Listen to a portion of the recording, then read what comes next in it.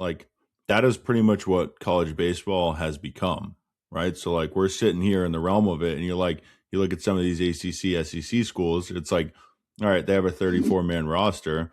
These guys are on full scholarships. Let's say if it's money they're getting paid outside, scholarship money that they're getting from the coach, or academics, right? So it's like you have teams now that play in like nothing against mid majors, but you look at those scores at the beginning of the year, and it's like I saw more 30s this year than I've ever seen in my life.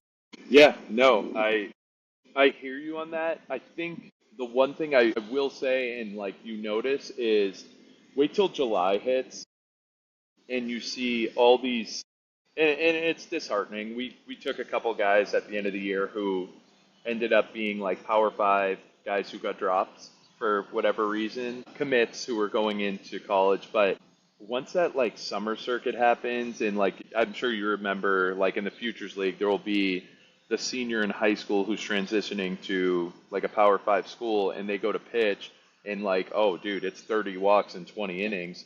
You ain't going to play in the ACC anymore. That scholarship's gone. That roster spot's gone, and it's so cutthroat at this point with the reality of like the roster spots. Like you really can't blame a coach for dropping a guy. It sucks that it happens in late June, early July, because you're like, I mean, scholarship money on our end is sometimes it's not there, sometimes it is there, but in other places, like these guys are kind of left out to dry a little bit, and you better hope for something to come quickly for you.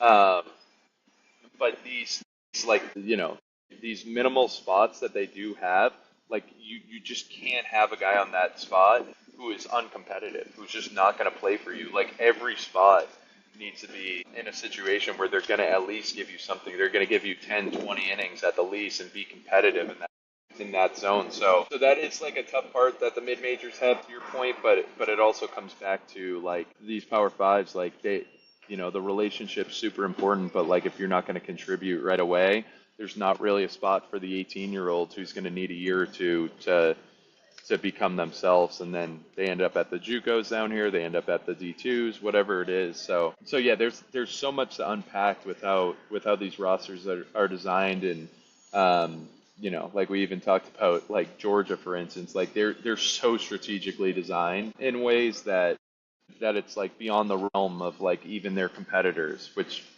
that's why teams are so successful when you just always go to the nth degree.